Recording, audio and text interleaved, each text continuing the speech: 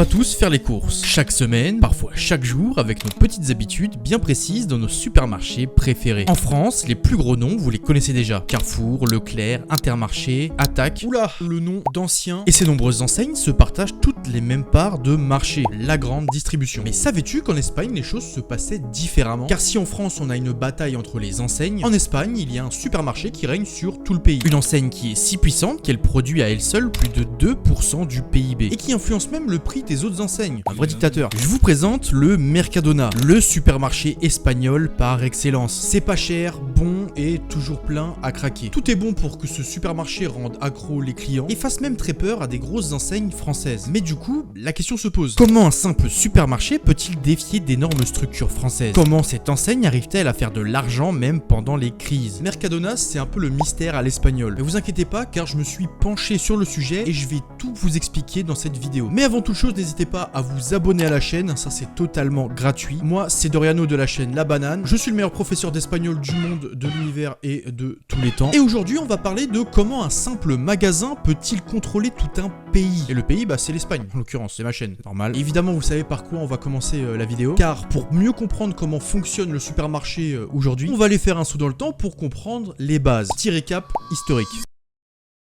À la fin des années 70, l'Espagne est en pleine transformation. Le pays sort de la dictature de Franco et son économie reste encore fragile. À cette époque-là, la grande distribution en Espagne n'allait pas aussi développée qu'en France. Les Espagnols, ils font majoritairement leurs courses dans les petits commerces de quartier, les épiceries traditionnelles ou les marchés locaux. Et le concept même de supermarché moderne, il est encore en train d'émerger. Et c'est dans ce contexte que naît Mercadona en 1977, à Valence. C'est pour ça que j'ai mis le maillot. À l'origine, il ne s'agit pas d'un géant, mais simplement d'une petite chaîne d'épicerie familiale. Et rien ne distingue vraiment l'entreprise des autres commerces de l'époque. Pourtant, quelques années plus tard, un événement va changer totalement son destin. En 1981, Juan Roig, il est dur son nom, on va l'appeler Juan, ça va être plus simple pour moi. Juan, il rachète l'entreprise à son père. À ce moment-là, Mercadona ne compte que 8 magasins avec des surfaces de vente d'environ 300 mètres carrés. L'entreprise, elle est encore très modeste. Mais Juan, il a une vision bien plus ambitieuse que la normale. Là où d'autres voient juste un commerce local, lui, il y voit déjà un réseau national performant et structuré. Très tôt, il comprend que l'avenir du commerce repose sur l'efficacité et l'innovation. Dès les années 80, Mercadona commence à se moderniser plus vite que ses concurrents. Par exemple, l'enseigne Mercadona devient pionnière en Espagne en introduisant les scanners avec les codes barres en 1982. Et d'ailleurs, pour l'anecdote, le premier article qui a eu un code barre en Espagne, c'était une éponge.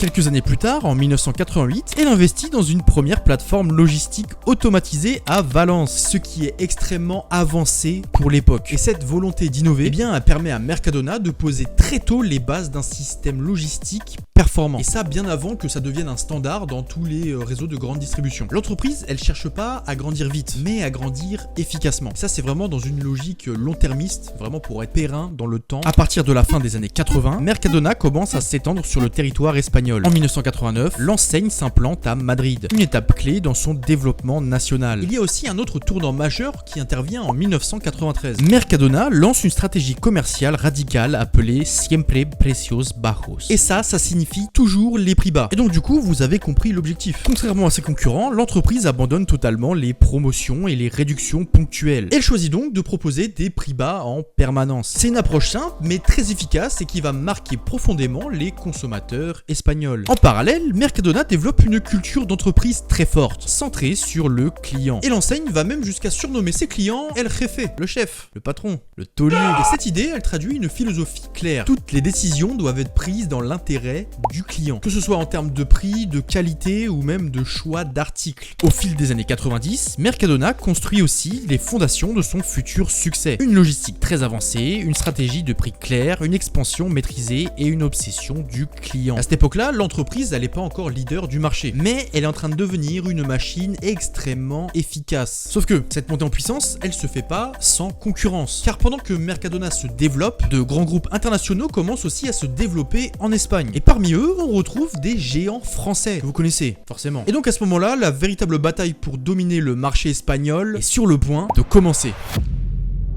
À mesure que Mercadona se développe dans les années 80-90, elle n'est pas seule sur le marché. Bien au contraire, l'Espagne devient progressivement un terrain de jeu très attractif pour les grands groupes internationaux de la distribution. Certains acteurs vont prendre une place dominante, notamment des entreprises françaises. Car contrairement à Mercadona, qui il faut le dire grandit lentement, ces groupes arrivent avec une puissance financière énorme et un modèle déjà éprouvé dans toute l'Europe. Et c'est le cas de Carrefour, mais aussi d'Auchan, qui s'implante en Espagne sous l'enseigne Alcampo. Dans les années 90 et jusqu'au début des années 2000, ces géants dominent largement le marché espagnol. Leur stratégie est simple, proposer des prix très bas grâce à des hypermarchés gigantesques. Et souvent d'ailleurs, les hypermarchés, ils sont situés en périphérie des villes. Carrefour, par exemple, il devient même le leader du marché jusqu'en 2008. Donc du coup, le modèle économique de la concurrence française, il repose sur plusieurs éléments très efficaces. Des structures de coûts réduites, une logistique optimisée, une rotation rapide des stocks, et surtout une capacité à acheter en très grande quantité pour négocier les prix au maximum. Et face à eux, Mercadona, il semble presque fragile. L'entreprise ne dispose pas des mêmes moyens, ni même de l'expérience internationale. Et elle doit donc trouver une autre manière pour se battre. Et c'est là que la stratégie de Mercadona va faire toute la différence. Plutôt que d'imiter les hypermarchés à la française, l'enseigne espagnole fait un choix radical. Elle mise tout sur le format supermarché. Des magasins plus petits, plus proches des centres-villes, plus accessibles au quotidien. Et ce positionnement, il correspond en réalité beaucoup mieux aux habitudes des Espagnols. Tout simplement car il privilégie les achats fréquents et la proximité. Là où les hypermarchés imposent de gros achats ponctuels, Mercadona s'intègre dans la routine quotidienne. Et en parallèle, le contexte réglementaire espagnol joue aussi un rôle important. Les lois encadrant l'ouverture de nouveaux magasins sont complexes et varient selon les régions. Et cette situation, elle rend l'expansion bien plus difficile, notamment pour les acteurs étrangers qui doivent s'adapter à un système administratif fragmenté. Ce cadre, il va indirectement favoriser les acteurs locaux comme Mercadona, qui maîtrisent mieux le terrain et les spécificités régionales. Mais la concurrence, elle vient pas forcément que des pays étrangers. D'autres acteurs espagnols sont également très présents, comme Eroski ou Dia, ainsi que de nombreuses enseignes régionales. Et d'ailleurs, l'Espagne, elle se distingue par un marché de la distribution très fragmenté, avec de nombreux acteurs locaux capables de rivaliser sur les prix tout en restant proches des consommateurs. Et dans ce contexte ultra concurrentiel, la bataille ne se joue pas seulement sur les prix, elle se joue aussi sur la capacité à comprendre les consommateurs, à s'adapter rapidement et à optimiser chaque détail de l'organisation. Et sur ce terrain-là, Mercadona commence à prendre énormément d'avance. Plutôt que de se disperser, l'entreprise va affiner son modèle, renforcer son efficacité et surtout préparer une réponse radicale à la guerre des prix. Car un événement majeur va bientôt bouleverser tout le secteur. En 2008, une crise économique frappe de plein fouet l'Espagne. Sauf que cette fois-ci, cette crise elle est tellement forte que même les géants ne sont même pas prêts.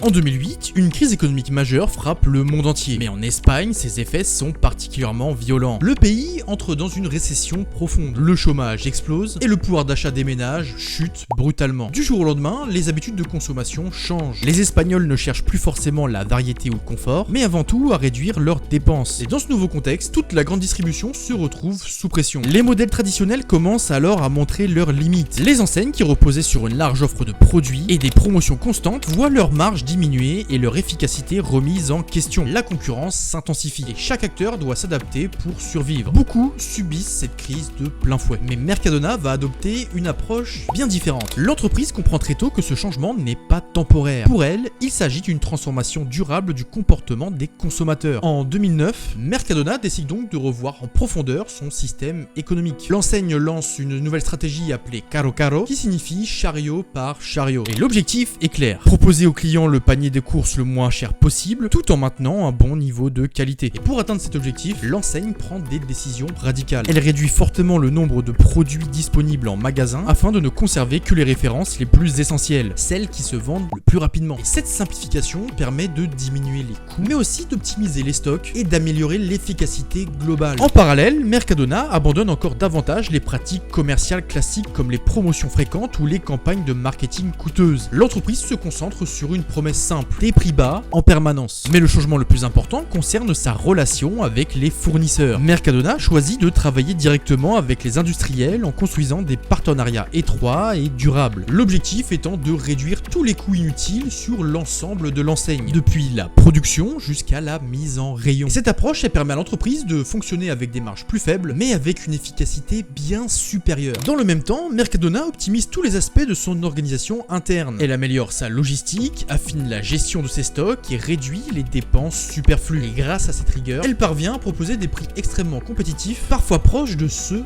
des grossistes. Et dans une Espagne en pleine crise, eh bien cette stratégie, elle correspond parfaitement à l'attente des consommateurs. On est content. Pendant que d'autres enseignes perdent des parts du marché, Mercadona attire de plus en plus de clients. Son modèle, basé sur la simplicité, l'efficacité et les prix bas, et ça s'impose un peu comme une évidence pour les Espagnols qui sont en difficulté. La crise agit comme un véritable accélérateur pour l'entreprise. Elle lui permet non seulement de renforcer sa position, mais aussi de creuser l'écart avec ses concurrents. Et à partir de ce moment-là, Mercadona ne se contente plus d'être un acteur important du secteur, mais l'enseigne devient progressivement un leader du marché. Voilà, c'est gratuit. Et ce succès ne repose cependant pas uniquement sur des décisions prises pendant la crise. Il s'appuie sur un système beaucoup plus profond, un modèle économique et une logistique particulièrement efficace. Et ça, peu d'entreprises dans le monde a réussi à le faire, et notamment pendant la crise de 2008. Et ce système, c'est justement celui-ci qu'on va analyser dans la prochaine partie. Si Mercadona a réussi à survivre à la crise, puis à dominer le marché espagnol, ce n'est pas uniquement grâce à de bonnes décisions ponctuelles. En réalité, tout repose sur un système beaucoup plus profond. Une mécanique parfaitement huilée qui est construite sur plusieurs décennies. D'abord, il faut comprendre une chose essentielle. Mercadona ne fonctionne pas comme un supermarché classique. Là où la plupart des enseignes cherchent à maximiser leurs ventes produit par produit, Mercadona y raisonne à l'échelle du panier entier. Son objectif, c'est pas de vendre le plus possible, mais de proposer aux clients une expérience simple, une expérience cohérente, mais surtout économique. Et c'est cette logique qui guide absolument toutes les décisions. Un des piliers de ce système, c'est la réduction drastique du choix. Contrairement à ses concurrents, Mercadona ne propose pas des dizaines de marques pour un même produit. Au contraire, l'enseigne limite volontairement son assortiment. Et ça peut sembler un peu contre-intuitif. Mais cette stratégie, elle permet de simplifier toute la chaîne. Moins de références signifie qu'il y aura moins de gestion de stock, donc plus efficace. Donc moins de pertes, et donc des coûts réduits. Donc ils sont trop forts. Et donc on peut pas commencer à... Cette logique s'accompagne d'un autre choix fondamental, la montée en puissance des marques propres. Des marques comme Hacendado, Deli Plus ou Bosque Verde occupent aujourd'hui une place centrale dans les rayons. Elles permettent à Mercadona de contrôler directement la qualité du produit. Et ça tout en supprimant les coûts liés au marketing des grandes marques. Des produits souvent moins chers pour les consommateurs, mais aussi plus rentables pour l'entreprise. Finalement, tout le monde est gagnant. Mais finalement, le véritable cœur du système de Mercadona, eh bien, il se retrouve dans sa relation avec les fournisseurs. Car en fait, l'entreprise, elle travaille pas avec des fournisseurs classiques, mais avec ce qu'on appelle des interproveedores, des fournisseurs internes. Merci Maël 3. Ce sont des partenaires industriels avec lesquels elle collabore sur le long terme. Ensemble, ils co-développent leurs produits, optimisent les coûts et améliorent en continu la qualité. Et cette relation étroite, eh bien, elle permet d'éliminer les intermédiaires et de gagner en efficacité à tous les niveaux. En plus de ça, Mercadona a investi massivement dans la logistique. L'entreprise a construit d'immenses plateformes appelées blocs logistiques, capables d'approvisionner des centaines de magasins depuis un seul point. Et ces centres, ils sont hautement automatisés. Robots, tapis roulants, systèmes informatisés, tout est pensé pour aller vite, réduire les erreurs et minimiser les coûts. Et grâce à cette organisation, les produits, ils circulent extrêmement rapidement entre les entrepôts et les magasins. Les stocks, donc ils sont mieux gérés, les ruptures, elles sont limitées et les coûts logistiques sont fortement réduits. Là où d'autres entreprises perdent énormément d'argent dans des systèmes complexes, Mercadona, elle en gagne en efficacité. Un autre élément clé de ce modèle, c'est la suppression presque totale de la publicité. Contrairement à la majorité des acteurs du secteur, Mercadona n'investit pas massivement dans le marketing. L'entreprise considère que chaque euro dépensé en publicité est un euro qui n'est pas utilisé pour baisser les prix. Elle mise donc du coup sur la fidélité et le bouche à oreille que peuvent avoir les clients. Et ce choix, il fonctionne. Parce qu'en échange, Mercadona offre une promesse simple mais extrêmement puissante. Des prix bas, stables et transparents. Pas de promotion agressive, pas de fausses réductions, mais une constance qui crée une véritable relation de confiance avec les consommateurs. Enfin, ce système repose aussi sur un dernier pilier souvent sous-estimé, les employés. Mercadona est connu pour offrir de bonnes conditions de travail et des salaires plus élevés que la moyenne du secteur. L'idée est simple, des employés mieux traités sont plus efficaces, plus impliqués et offrent un meilleur service aux clients. Merci, enfin, quelqu'un qui ouvre les yeux sur l'entrepreneuriat. Et tous ces éléments, pris séparément, ils peuvent sembler logiques, mais c'est leur combinaison qui font la force du Mercadona. Un assortiment réduit, des marques propres fortes, des partenariats industriels étroits, une logistique ultra optimisée, zéro publicité inutile et des employés valorisés. Ensemble, ils forment un système extrêmement cohérent, mais surtout un système extrêmement difficile à reproduire. Et c'est ce modèle qui permet à Mercadona d'être aujourd'hui l'un des marchés les plus rentables du monde, parfois même plus que certains géants internationaux. Si je dis pas de conneries, je crois qu'ils sont même plus forts que Walmart. Et à vérifier la team. Mais ça reste à checker au cas où. Et donc du coup, avec tout ce qu'on a dit, on peut comprendre que Mercadona ne se contente plus du tout d'être un simple supermarché. Car maintenant, cette enseigne, c'est vraiment devenu une machine économique massive. Wow, eh bien, quelle épopée. J'aurais jamais cru parler d'un jour d'un magasin. Dites-vous qu'à chaque fois que je retourne en Espagne, j'ai toujours mes top produits, mes 3 produits que je vais tout le temps chercher. Une bouteille d'horchata, un donuts et une bouteille d'aloe vera. Ma skincare. Et d'ailleurs, j'ai toujours mon sac du Mercadona à la maison. Hop là, il est là.